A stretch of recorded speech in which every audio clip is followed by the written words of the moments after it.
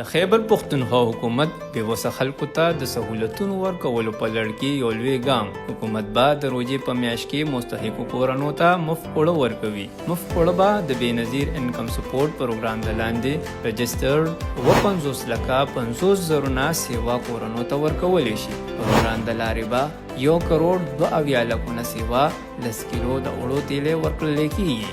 مستحقو کورنیو ته به د 10 کیلو 3 تیلې ورکولی شي. دې امدادي پیکیج به 19 اربه 70 کروڑه روپۍ لاګت راځي، کوم لپاره چې تقریبا 7,600 د سیل پوینټونه به هم جوړولی شي. دې نه علاوه ولس د مرستیال ایپ په ذریعه یا په 811 شمیره باندې خپل شناختي کارت نمبر لیکلو سره د مفت اوړو په اړه معلومات هم ترلاسه کولی شي.